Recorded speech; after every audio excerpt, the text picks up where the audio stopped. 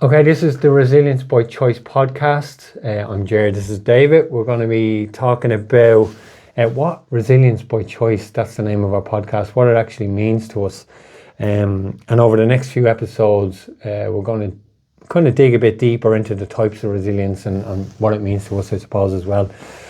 But the name actually, Resilient by Choice, so I've obviously been doing a podcast for a while, and it was just called the Ger podcast, but I always found it difficult to do on my own, so that's where Davey kind of offered to jump in and help out and get involved, and obviously then it can't become the Ger podcast anymore. So I was thinking about like what is this, you know, the kind of topic or the stuff that I'm involved in, and it's obviously endurance sports and what you get from that, you know, and a lot of my background is just based on resilience, you know, that way growing up in Ballymun, losing sight of my left eye, which I feel kind of pushed me towards challenging myself, and whether that's to prove myself to people or myself, probably a bit of both, definitely a bit of both. That's another topic altogether, but definitely resilience is the kind of core theme, I believe, of my life actually, you know, that way. So it needed to be something around that. And then, so that was straightforward enough. And then it became, you know, looking for a proper title. So instead of just the Resilient Podcast, because there's a lot of resilience podcasts out there, there's a lot of podcasts out there about it, and all the good names are taken. So I was trying to think of something that I could use that was relative to me in particular as well. And I stumbled across this, like, and obviously resilient by choice. When you think of it, what does it mean? It means you're choosing. You're choosing to be resilient. You're choosing to get up. What degrees? It's like nearly minus degrees outside. Like, you know what I mean? It's choosing to get up, having a look at that and saying, well, I'll go back to bed, or I'll skip it. I'll wait till later. Blah blah blah. All those excuses. Yeah. And just deciding to put the runners on, put the clothes on that's needed, necessary, the hat, the gloves, whatever, and just getting out and getting it done. It's choosing to be resilient, because that is how you grow it. Because to me, it's like a muscle. You know what I mean? It's like if you go to the gym and you pick up weights and you do bench press, obviously your chest is going to get stronger, bigger, blah blah blah, all that kind of stuff. Resilience is very similar. It's the same kind of thing. It's just another muscle. You choose to get out, like we said, in the cold, do your run, and that kind of resilience grows. So the next time you get up and you look at it, and it's whatever outside, it's raining this time, or wherever it might be, you know, well, last time, you know, I said I'd do it later and whatever, but you might have seen that you went to do it later and you didn't actually go and do it.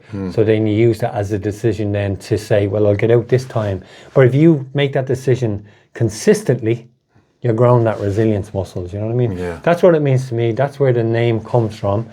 And we're going to talk a bit more about that over the next half an hour, I'd say. Yeah, very good. Definitely, for the first time when I heard resilience, it was a little bit difficult for me to understand what it was or what it wasn't, you know. And you touched on loads of different things there, and it kind of comes down to a decision, like you said, going out in the rain, getting up early in the morning, and making that decision. You know, I want to do this, or I can do this, or believing in yourself. So, yeah, the resilience, it definitely applies to a lot of different areas. It's not just one area of life. It encompasses every area. Would you agree with that? Yeah, there's loads of different kind of forms of it. Like, I mean, there's community resilience, you know, relying on people and not being afraid to rely on people, because a lot of people think resilience is about doing it all yourself, you know, grinding the teeth and hammering through it. Sometimes it is, like, you know, in events and stuff, but like, there's community resilience where you rely on people. So that's why you'd have a crew at these events, because you can rely on them. That's your community in the event. Financial resilience, you know, some people are kind of, you know, need a bit of help, whether that's fundraising or whatever, you know, not being afraid to ask, you know, if you're doing something for a good reason, etc. But yeah, there's lots of different types. Like, I mean, there's one that fascinates me as well. It's, what's the name of it? It'll come to me now in a minute, but it's about, you know, when something happens, I know I talked about this with you before. It'll come to me now in a second. But when something happens, and let's say, bad example, you're probably you get injured. You get injured in a race, right? Yeah. And it's about bouncing back, that kind of bouncing back ability, or what's the word? There's another word for it. But anyway, it's coming back, and not just coming back to the level you're at. It's coming back and, you know, breaking that ceiling and going way beyond that, you know, that way. That one really kind of stands out to me, and it's something I've always, you know, tried to do, I suppose, as well. Yeah. As a you know, an endurance athlete, that's what we always want to do. We want to, you know, come back from events, you know, there's a little bit of a drop off, but we want to come back stronger and for the next event and use all the stuff you've learned from that previous event. But that one in particular, I think, really stands out to me. But I just want to touch on the next segment is where that kind of belief comes from. I don't know if I mentioned it yet, but for me, it's kind of your background is a huge part on it, like, you know, where you come from. So, for example, me growing up in Ballymun, it's been seen as a disadvantaged area. Yeah. You know, not a lot going on there compared to affluent areas. But we, you know, make I it can work. definitely relate to that. I grew up in Finglas myself, so. But we make it work for Yeah. ourselves, and there's something in that, like, you know, about, you know, you work with what you have, whether that's, I talked about financial resilience there, you work with what you have there as well. But for me, growing up in Ballymun, I'm more of a case of you work with what you don't have, because for us growing up, like, we feck all toys, or, you know, you might make some sort of a cart on the road, or you play, you know, you find ways. handy down.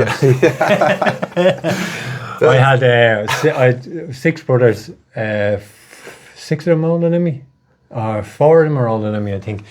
But so I was primed for handy downers. But it's I have 2 brothers, you know, so no sisters. What else do you do? You know what I mean? Yeah. That's the hand you're given. But anyway, for me then as well, obviously, you know, you face a lot of kind of adversity as well in times in these places.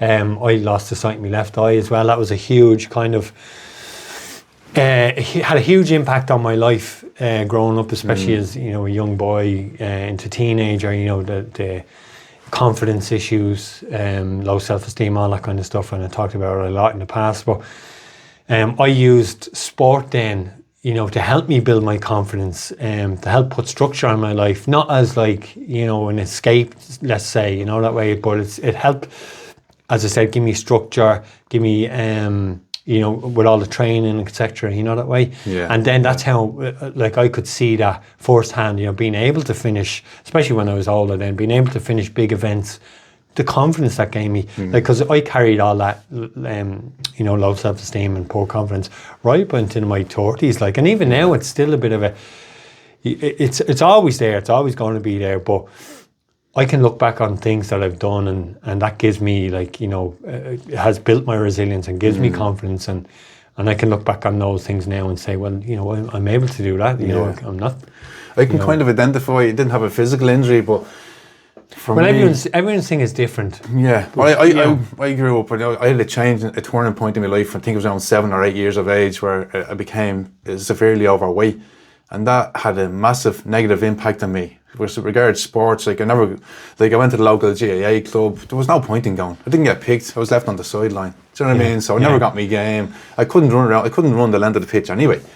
So, and I just struggled with that for years, years and years. So, like, you know, as I said, I didn't have a physical injury, but mentally, knowing I was always overweight, I was touching being obese as a kid. You're talking about hand-me-downs. Like, we didn't, like, I went to the local Fred's Fashions in Finglas, which is a second-hand shop. Yeah. And I was embarrassed because my mother used to bring me down, and my friends were wide to this, you know, and like friends there, they kind of pick on you.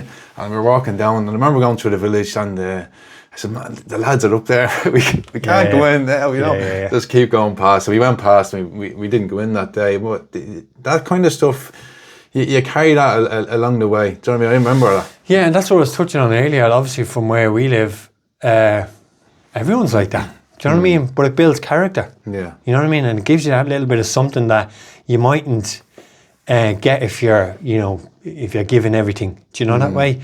But even people who are born into affluent areas or whatever, you know, you can still build your resilience. You can still, it's still something, like we say, it's like going to the gym. It's something you can choose to improve. You know, right? But anyway, I won't say we're lucky to be born into that. Do you know what I mean? We are, but it's it definitely molds you. It definitely prepares you for later on in life. When shit does hit the fan, you can deal with it. You know. Yeah, it's beneficial in that regard.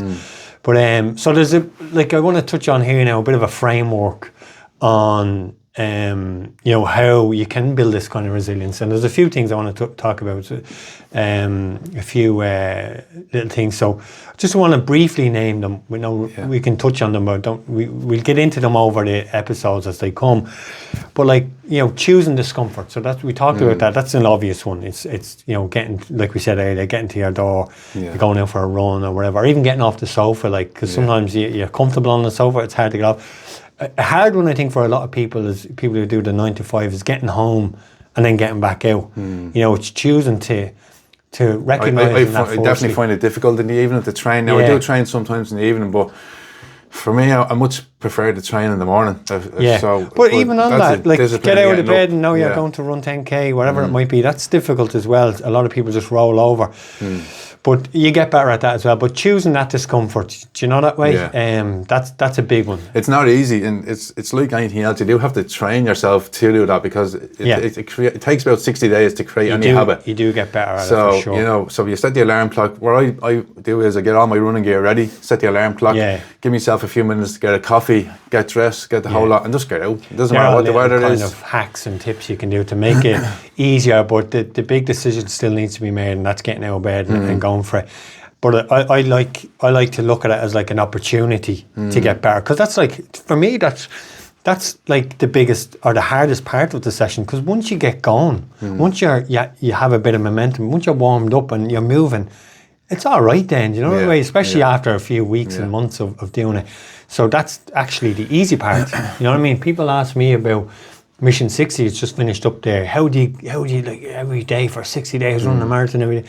The marathon itself, and I said it about the 777 as well, the marathons themselves, I don't want to say they're easy, do you know what I mean? But they're once you get moving, it's not easy, but it's manageable. Do you know the way? Whereas getting to that point is the harder part of the day. Do you get me? There's even, I think, getting to that point you're talking about, it's a mindset that you have.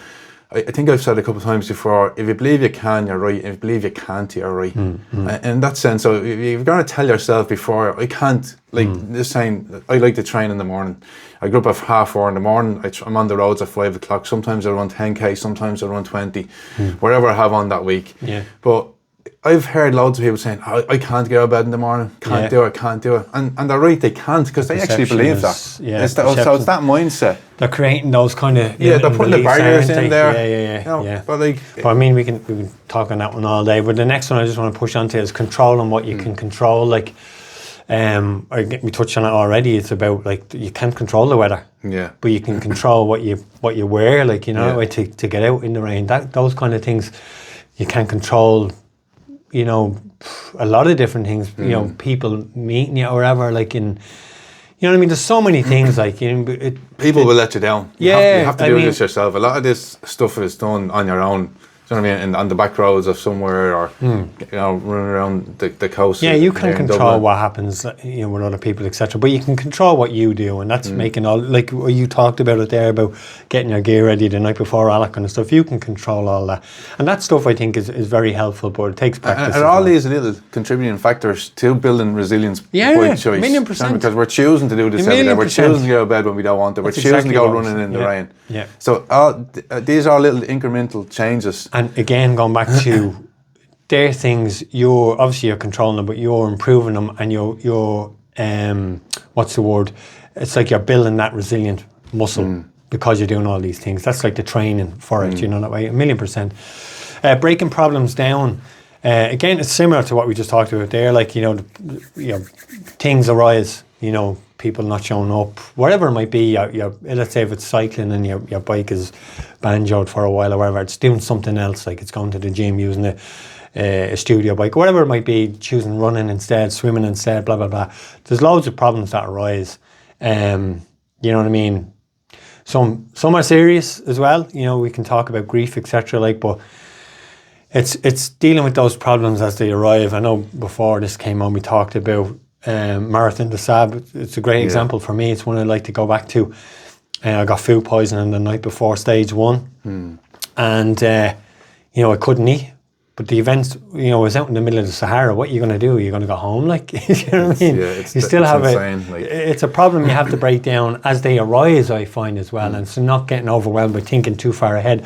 So I remember saying, I was telling you earlier that day one was a complete write-off.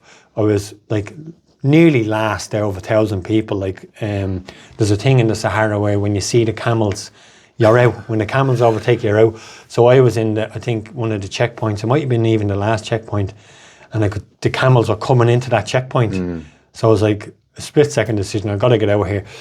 But anyway, managed to finish that day one off. Got to day two, felt a bit better.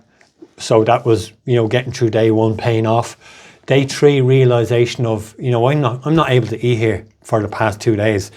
The thoughts of food is making me feel queasy and ill here. That's insane. And I just knew I was like, I'm carrying this food, and the thoughts of it being in my backpack, it was weird. It was making me feel sick. So I got to the end of that day. Simple decision. That's making me feel ill. I can't eat it. Why am I carrying it? An extra few kilo I'm carrying for nothing. Literally get rid of it, because I don't know when I'm going to be able to eat as well. Obviously, the decision is then do I try and hang on to it because I might need it later on? No, I can't deal with it right now, so I make the decision, get rid of it there and then, and whatever arises down the line, I'll deal with that then. Yeah. So it's just you know, breaking problems down in the moment, I think, and that's just a prime example of it for me in action, like, you know. But then, you know, staying present as well is the next one in the framework. That's fairly straightforward, like, you know, and that relates to, for me, and I've always been, you know, probably poor with this in the past, but I've gotten so much better at it, is dealing with overwhelm. I think of things in the past, I think of things in the future, and it's like, oh God, no, this is going to, you know, derail or whatever it might be, or when I get to that point, I'm going to be snookered. You know, just one foot in front of the other mentality, checkpoint to checkpoint mentality, like in races, and it's never what you think it's going to be then. Do you know that way? Yeah. I've never come across a point where what I've been thinking down the line has ever come to fruition, like, you know, whether it's writing books, doing this podcast, everything in my life, I've always been kind of, you know, thinking of it, overthinking is the word I'm looking for. Do you know that way? Yeah. And then getting overwhelmed by that. But if you just say, like, for me, I like using the writing the book one, you know, because I really, that book took me 7 years. Do you know that way? And that's from overthinking, that's from overthinking, and people don't give a shit about what I have to say, but I'm not writing it for people, you know that way? Yeah. So I'm going on a bit here, but just staying present. It's one thing at a time. Very important to stay present. Definitely. It's huge. Because living in the past will cause some sort of depression, or thinking about all the mistakes that you have made, or anyone has made, or wherever anyone might be thinking in the past, and looking to the future and dreaming up and all these different concoctions or stories, the anxiety that it creates. Yeah. So you have to live in the present, and that's one of the things I'm grateful for that I've developed over the last few years is the tools to stay and living in the present. Yeah, I've kind of picked that up a bit off you, actually. I think you're really good with that kind of stuff. But next one then, adapting kind of when the plans fails. I know we touched on, you know, controlling what you control. It's kind of similar but different. But like, again, you see it all the time. In endurance races, and I keep going back to endurance races because they have been the kind of tool I've used to help every other aspect of my life, you know that way. But so I'll keep going back to them. But like, plans fail. I love this one, actually. Talking about this one, DECA UK, 2017, finished day one swim, which was a disaster with the goggles, whatever. But get through it, whatever. Then straight onto the bike. Didn't even get to the far end of the course, and my bike spokes broke on the back wheel, went through the tyre and tube. So basically the back wheel was a write-off. Wasn't thinking, just literally ran the bike back to grab my second bike that I brought and went off. But that's it. I mean, it's adapting when something goes wrong, and so that's something I think I have. Again, goes back to overwhelm as well. When an issue or something went wrong, I didn't adapt very well. I got overwhelmed, overthink, you know, all this kind of stuff. But again, endurance events have really, really helped me with that. And you can Yeah. see it. I remember Yeah. then all these kind of things were happening and I was dealing with them, or not dealing with them as, sorry, not dealing with is the point I'm trying to make in a couple of events. I think it was, what was that one up the north? It's called The Race. It's a 24-hour race. Shit hit the fan for me and I didn't cope very well and ended up pulling out of the race. But then you're left with the residue of, I feel crap after that. Do you know what I mean? And that stuck with me for a year because it took a year to get another shot at it. And then again, another issue arose and I didn't deal well with it in that one. And then it's another year, but it didn't take a year for me to put that right, put that wrong right. I got another shot at, it was Challenge Galway. And I started getting punctures. But it was like, well, do you remember the last time you got punctures or you got something wrong and blah, blah, blah. And what happened then? So that's not happening today. And then you just deal with that one problem as it came. Yeah. And it just so happened that I was dealing with a puncture, got another one down the line, got another, and it was like 6 punctures over that bike, 60. That's insane. 60K Like, a lot of people would tap out after 1 or 2 punctures, but you kept going the old 6 me, punctures. yeah, the old me would have. Do you know that way? So it's like you almost have to go through it to learn. Like, and that's, it took me probably a bit longer than most to learn. You know, but I was never afraid to put myself in the fire. To be fair, that was probably one of my strengths. I'd never shy away of a challenge. You know that way. But yeah, On the flip side of that, we're talking about being resilient. One thing is jumping out at me is a moment that I had during the Seven Sisters. I was taking part in the ultra.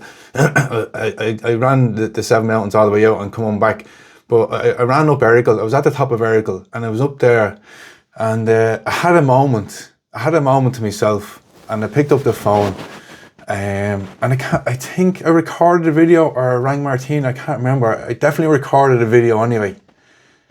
And everyone that had put me down along the way, through life and through the journey, it was like a big fuck you. I can do this. I'm after doing the couch to 5k. I'm here doing the ultra marathons. Yeah. And I'm up in Erica and like I cried and I had a moment and it was magical.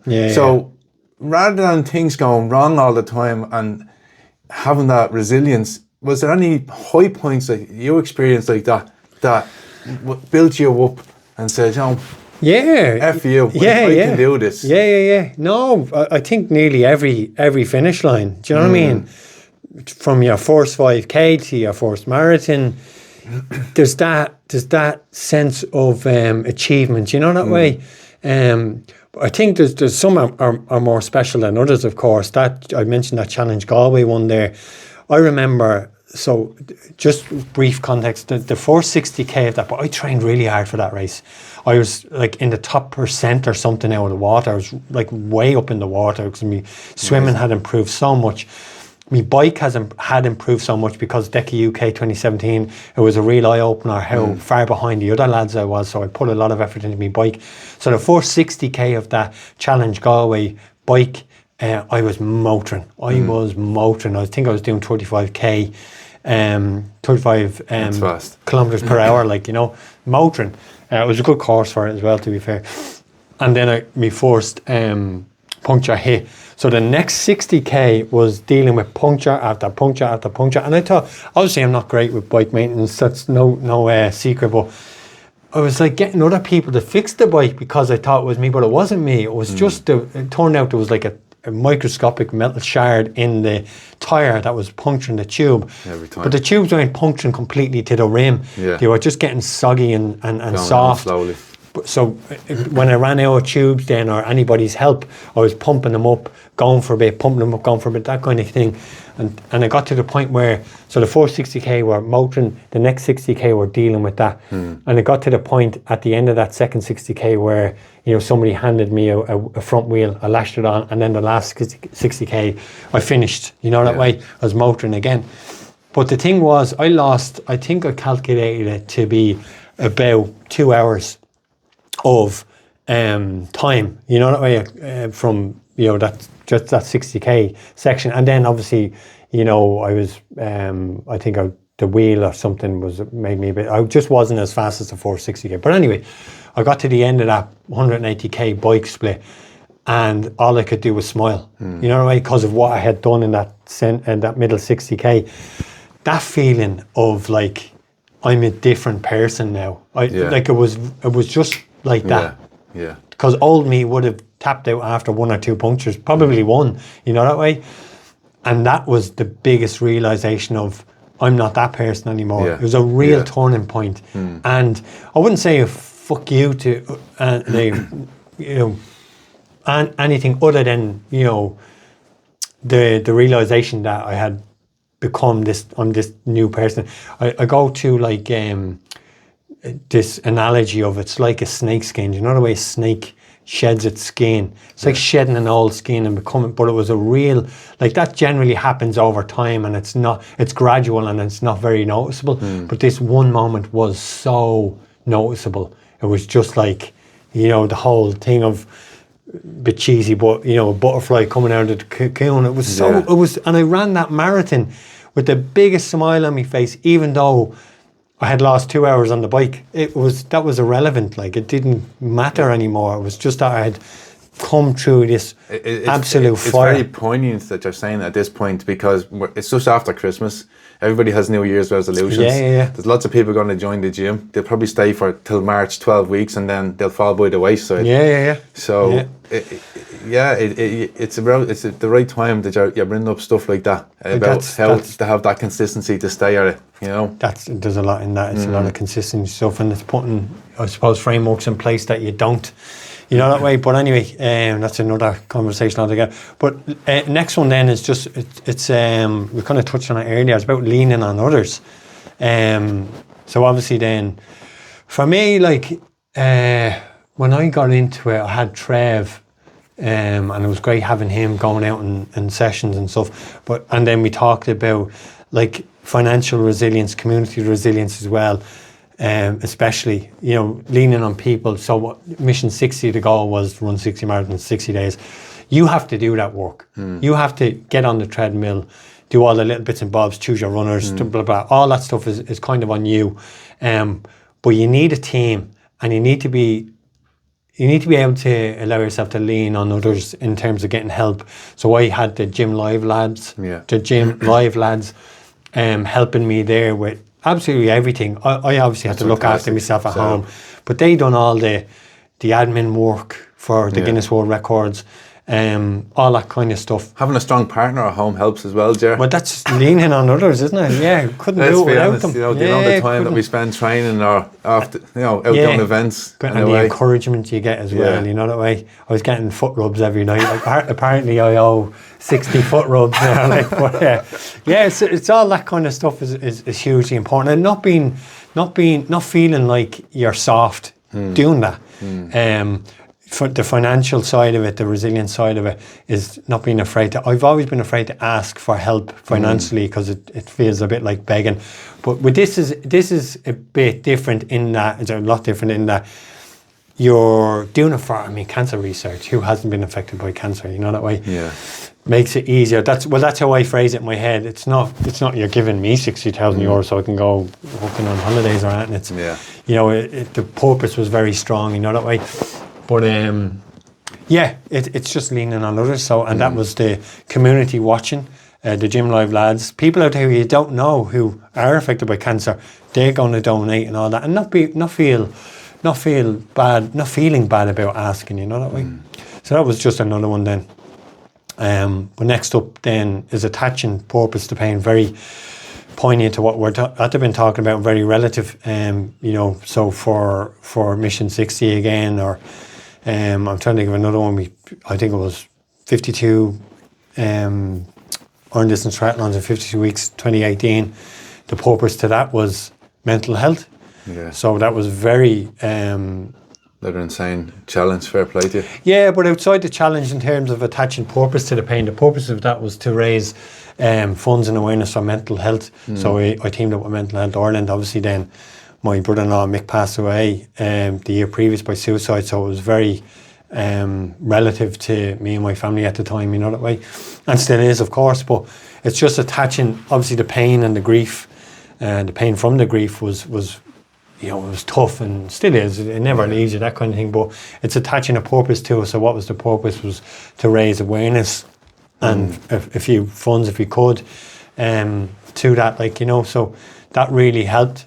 me deal with the grief and the pain as well, you know that way. Yeah. And same with Mission 60 here, like, you know, obviously I had uncles and family members pass away from cancer and dealing with cancer, and friends and family, like your mother-in-law was one of the people we dedicated a marathon to. But it just really helps, you know that way. It helps the community, it helps the financial side of it helps you be resilient. It gives you that purpose so you can push on and strive on, you know. Huge part of it, I think.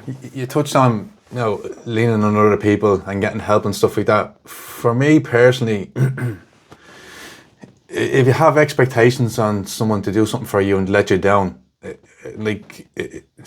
for me, it's that can be like a resentment under construction. So I don't place too much emphasis on someone trying to help me. I'll ask for help, but if they let me down, they let me down. I don't let it go past that, because whereas before, if I was asking someone for help and they let me down, they didn't do it, that fucker didn't do this for me or didn't do that for me, you know, I end up resenting them, and it's that mental torture that you carry for a long time. So I'm aware of that now. So what I do is, if someone offers to help or I get help along the way, I'll embrace it. And if they let you down, that's okay too, because you never know where people are at. You touched on mental health there, you touched on suicide. God knows what's going on with the other person. So we have to give them that bit of space. But for us, going through any of these ultra endurance events, getting up every day, putting one foot in front of the other, is a stepping stone away from any mental health issues or anxieties that we had growing up in Ballymun, growing up in Finglas, having nothing, being overweight, losing the eye. It's building that character. So yeah, I just touch on having talking about the resentment and expectations on others. I learned to let people be themselves, and like, if someone lets you down, well and good. You don't know where they're at. There could be a good reason for that, you know. No, I think that's fair, and it's a good point, and a nice one to probably leave it on. We've covered a lot there in a short period of time, but we haven't gone too deep on them, and over the next few episodes we definitely will. Like the next episode, we're going to go straight into kind of discomfort, pain, suffering, and why quitting feels logical, or, you know, probably logical long before it's actually necessary. So, and that's something you see firsthand in these endurance events, especially. I remember quitting once, Ger. I remember. I just want to you jumped in there. So I don't know quitting. I remember the time Shawnee Kinsella brought us down to do the raising the money for the homeless down in Cork. Penny dinners, I think it was for. That's right, And we jumped in. It was 2 degrees outside. We had the boat at the swim. We were starting to do the swim section, 3.8 kilometres. I done over and back. I done it once, and Shawnee says to me, "The water's like this, and I'm getting seasick, you know." And he says to me, "Yeah, well, you." So I'm done. I'm out of here. So I jumped out of the water. I was happy enough to quit at that point. You know, I was only early getting into all this ultra endurance stuff, but you know, it was a lot easier for me looking over there, drinking the coffee, having the protein balls, while you two were out there still doing the 4 kilometres. Why don't I know? You mentioned quitting. Sometimes, you know, But what did you learn from that? And to be, listen, while you're thinking of that, like I'll give you a bit of. I know you weren't swimming very long at all. What I learned was know your limits. Know your limits. Maybe put in your bit of training. It was freezing. You just hadn't got that training age just yet. To be fair, and then you were dealing with all the external factors. For anyone that suffers from motion sickness, getting into the open water swimming is horrendous. So much so I never wanted to do it. And the best tip I can give anyone is, if you put some earplugs in your ears, we use them in construction to stop. So you just put some earplugs in, and that takes away the seasickness completely. You know, so we've lots of tips and tricks. So I suppose perfect. We leave it at that. So, and just say that I suppose resilience isn't about being fearless; it's about acting despite fear.